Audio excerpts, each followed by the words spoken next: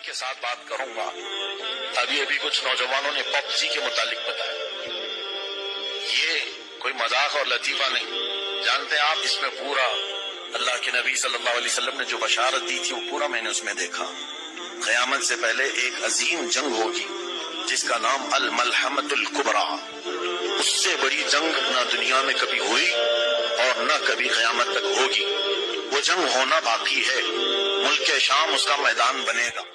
حضور نے اس کے اوصاف میں یہ بتائے کہ وہ جنگ اتنی خطرناک ہوگی کہ ہر 100 میں سے 99 مریں گے اور ایک بچے گا، اور اس پوری جنگ کو اللہ کے نبی نے فرمایا الملحمۃ الکبریٰ، اس میں شریک ہونے والے اور جہاد کرنے والوں کی تو فضیلت ہے، لیکن اس کے علاوہ جو کفر، ارتداد اور فسق و فجور پر لڑیں گے ان کے لیے دوزخ کی وعید ہے، جہنم کی وعید ہے۔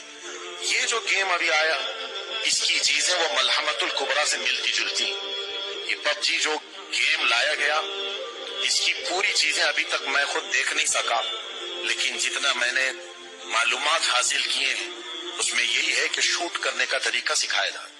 کیا آپ گاؤں کے گاؤں پورے اپنی گن سے ویپن اس میں ہے، پورا گروپ بنا کر کے شوٹ کرو۔ یاد رکھو آپ جس کو شوٹ کر رہے ہیں یہودی اپنی بزنس کے لیے یہ سب چیزیں تمہارے گھر میں لائیں۔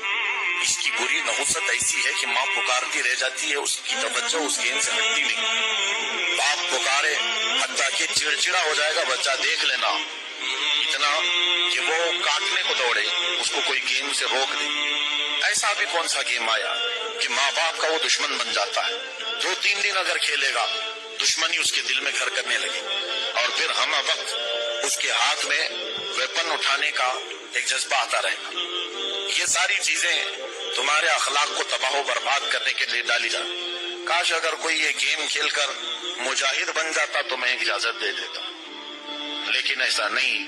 جس کو تم شوٹ کرتے ہو یہ در حقیقت چوروں کو شوٹ کرنا نہیں دکھایا جا رہا ہے، بلکہ جس کو بھی تم شوٹ کرتے ہو وہ مسلمانوں کو قتل کرنے کا